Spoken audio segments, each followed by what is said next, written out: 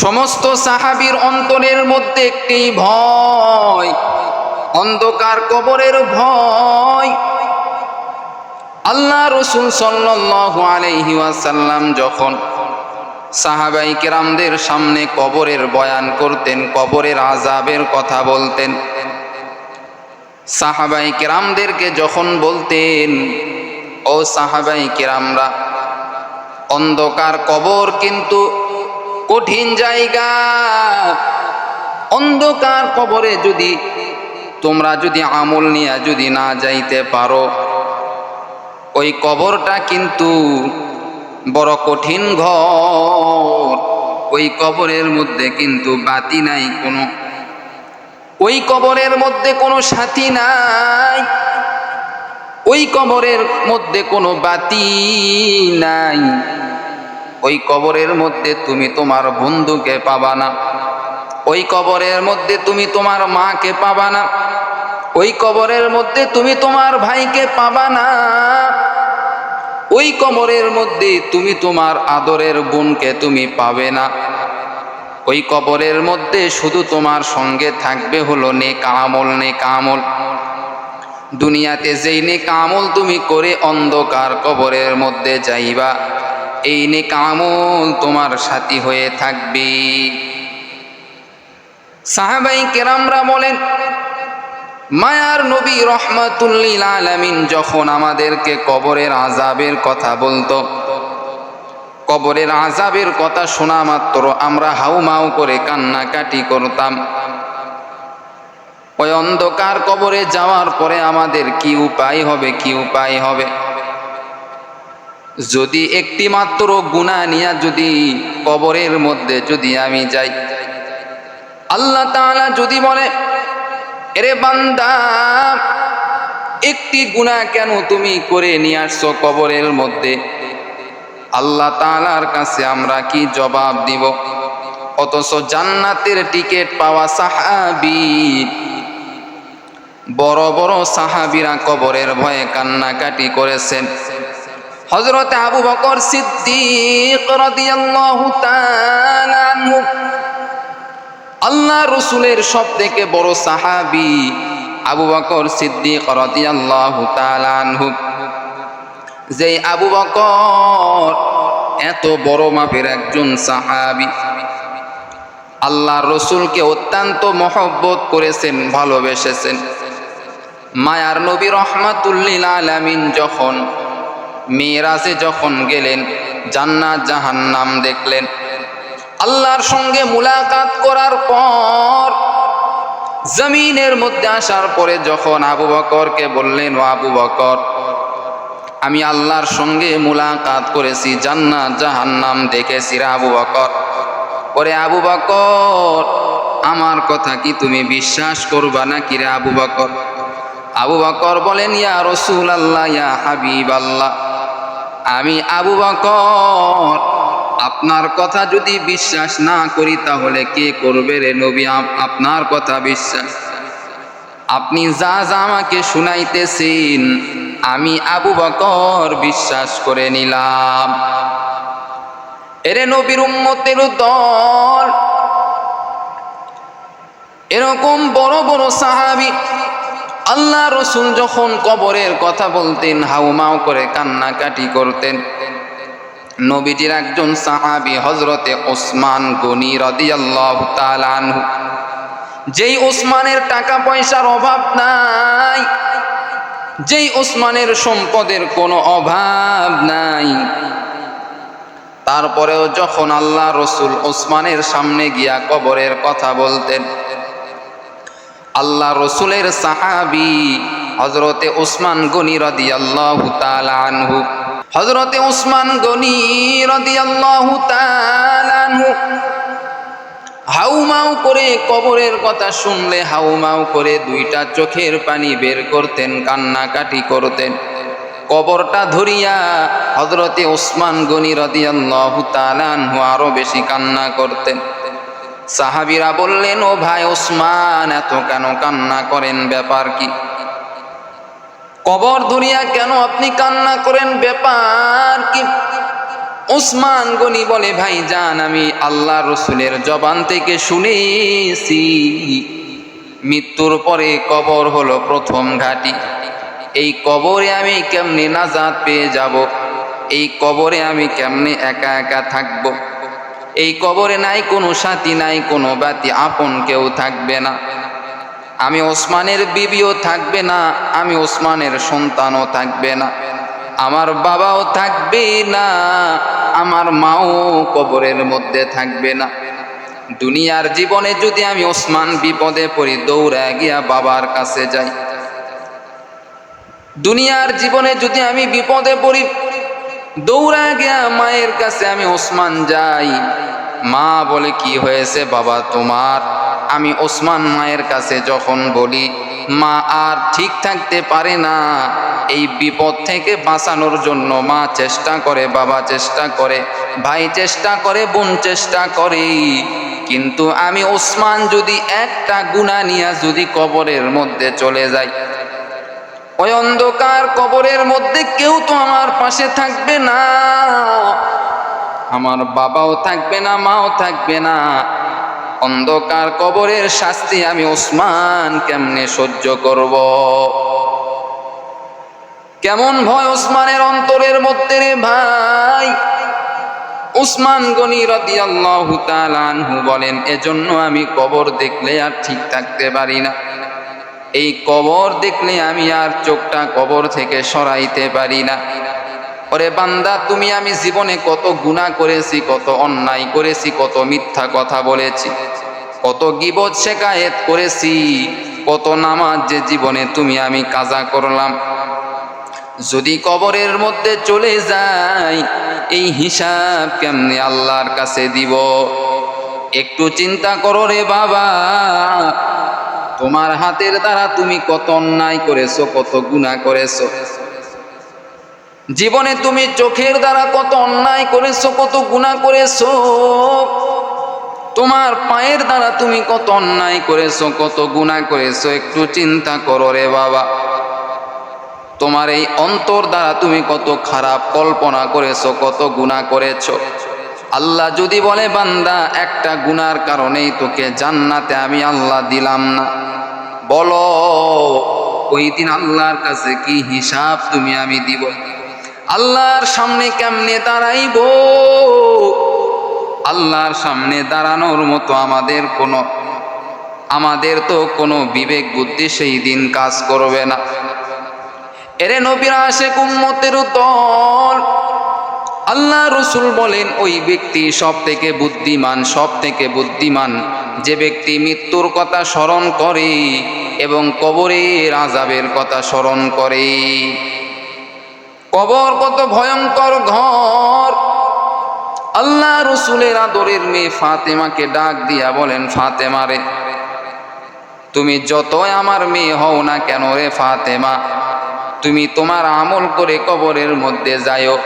তোমার আমল যদি না থাকে রে ফাতেমা, আমার শুধু পরিচয় দিয়া কোনো লাভ হবে না।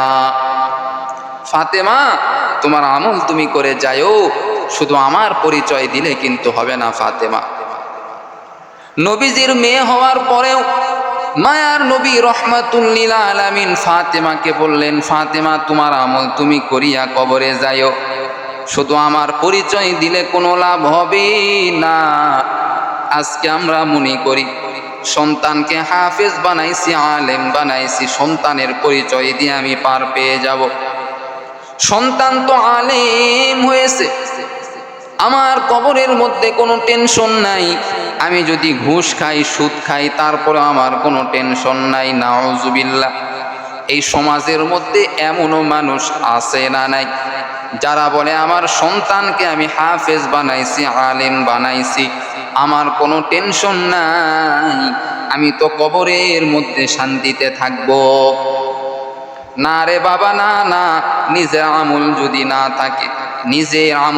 না থাকে, নামাজ যদি না থাকে, নিজের মধ্যে যদি পর্দা না থাকে, নিজের মধ্যে যদি তুমি আমল যদি না করো, তাহলে কবরের মধ্যে গিয়া তোমার সন্তানের পরিচয় দিয়া লাভ নাই, তোমার বাবার পরিচয় দিয়া লাভ নাই, তোমার আপনজনের পরিচয় দিয়া লাভ নাই।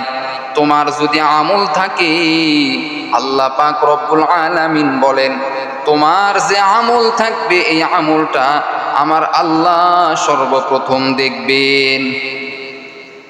কবরে যাওয়ার পরে আল্লাহ পাক রব্বুল আলামিন তোমাকে আমাকে যদি সৎ আমল করে যাও, আল্লাহ পাক রব্বুল আলামিন বলবেন ফেরেশতারা রে এই বান্দার জন্য জান্নাতের বিছানা বিছায়া দাও, এই বান্দার জন্য জান্নাতি মেহমানদারি করো।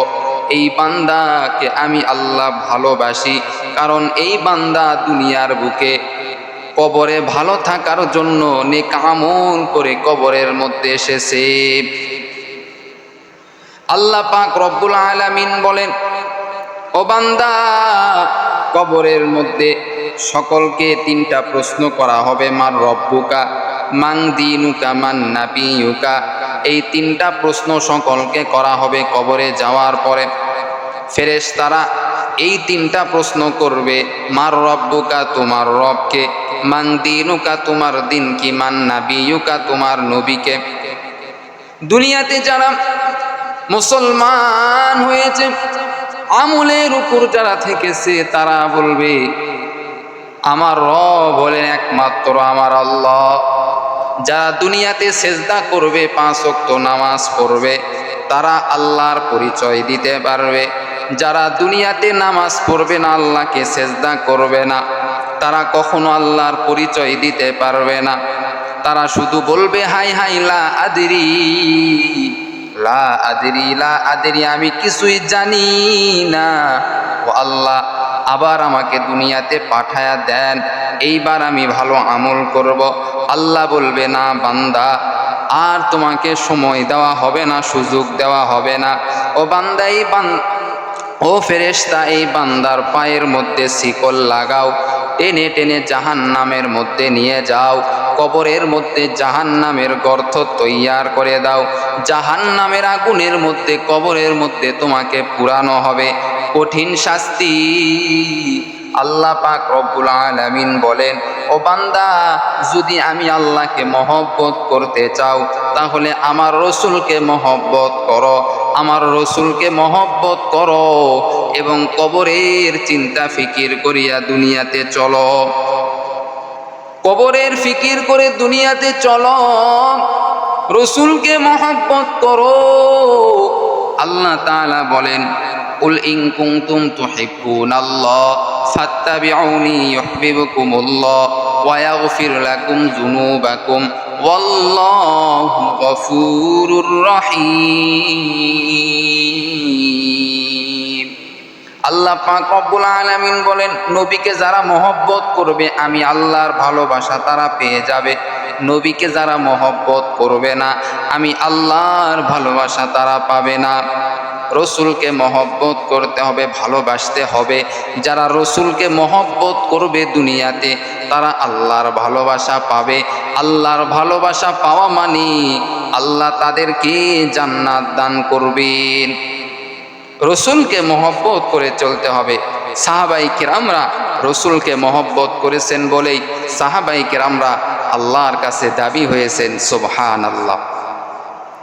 যে ওমরে ফারুক রাদিয়াল্লাহু তাআলা আনহু ইসলামের সব থেকে বড় দুশমন ছিলেন, ইসলাম ধর্মের কথা শুনলে ওমরের মাথায় রক্ত উঠিয়া যাইত, ওমরের মেজাজ খারাপ, ইসলামের কথা ওমর শুনতেই পারত না। আল্লাহ রসুল আল্লাহর কাছে দোয়া করেন, হে দয়ার মালিক, ওমর অথবা আবু জেহেল দুজনের মধ্যে একজনকে আপনি হেদায়েত দান করেন। আল্লাহ পাক রব্বুল আলামিন ওমরকে কবুল করে নিয়েছেন। আল্লাহ পাক রব্বুল আলামিন ওমরকে কবুল করে নিয়েছেন। কিভাবে কবুল করে নিলেন? এরে আল্লাহর বান্দা, ওমর একদিন তরবারি হাতে নিয়ে আল্লাহ রসুলকে হত্যা করার জন্য রাস্তা দিয়া যাইতেছেন। পথের মধ্যে একজন সাহাবী বলে, ওমর কোথায় তুমি যাইতেছো? কি হয়েছে তোমার? কোথায় তুমি যাইতেছো? তরবারি নিয়া কোথায় যাইতেছো? মেজাজটা গরম কেন তোমার? ওমর বলে, আজকে মুহাম্মাদকে হত্যা না করা পর্যন্ত আমি ওমর আসব না। নাউজুবিল্লাহ। আজকে মুহাম্মাদকে হত্যা করব, এজন্য আমি তরবারি নিয়ে মুহাম্মাদের বাড়িতে আমি যাইতেছি। সাহাবী বলেন, ওমর একটু তুমি দাঁড়াও, মাথাটা তুমি ঠান্ডা করো, কি হয়েছে এইবার বলো। এইবার ওমরকে বলে, ওমর মুহাম্মাদকে তুমি হত্যা করার জন্য যাইতে চাও, অথচ তোমার বাড়ির খবর তুমি রাখলা না।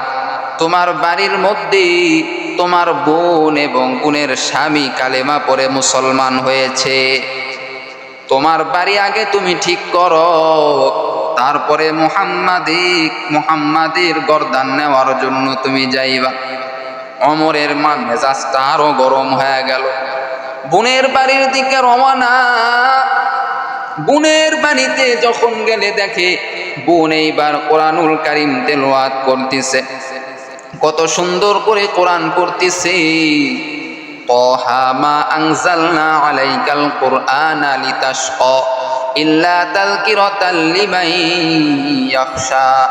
সূরা তাহা পাঠ করতেছেন ওমরের বোন।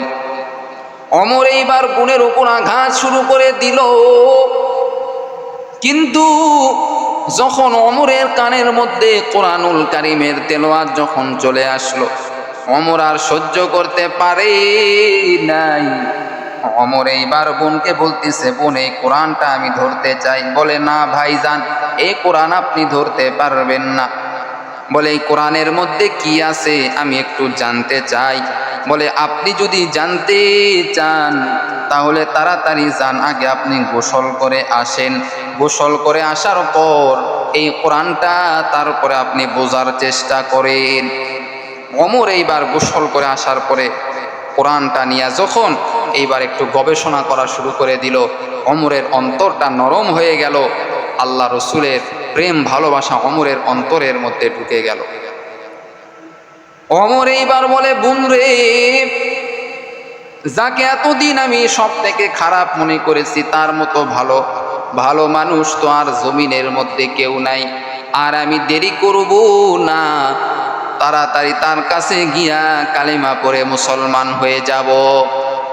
ওমর এইবার তরবারি নিয়া রসুলের কাছে চলে গেলেন। গিয়া বললেন, ইয়া রসুল আল্লাহ, ইয়া হাবিব আল্লাহ, এই তরবারি আপনার কাছে আমি জমা দেওয়ার জন্য এসেছি, আপনাকে আমি হত্যা করার জন্য নয়। এই তরবারি আমার জমা আপনি নিয়ে নেন, আর আপনি আমাকে পড়ায়া দেন, আশহাদু আল্লাহ ইলাহা ইল্লাল্লাহু ওয়া আশহাদু আন্না মুহাম্মাদান আবদুহু ওয়া রাসূলুহু। সঙ্গে সঙ্গে ওমর কালিমা পড়ে মুসলমান হয়ে গেল। কোরআনের ছোঁয়া অন্তরে লাগার কারণে ওমরের অন্তরের মধ্যে আল্লাহ হেদায়েত ঢুকায় দিল। সুবহানাল্লাহ। আল্লাহ আমাদের সকলকে ওই সাহাবীদের মতো ঈমান নিয়ে কবরে যাওয়ার তৌফিক দান করুক। কবর বড় কঠিন জায়গা, বড় কঠিন জায়গা। এই কঠিন জায়গায় যাওয়ার জন্য আমাদেরকে ঈমান আমল নিয়ে কবরে যাইতে হবে। প্রিয় ভাইরা, আল্লাহ আমাদের সকলকে ঈমান আমল নিয়ে কবরে যাওয়ার তৌফিক দান করুক। সকলে বলেন আমিন।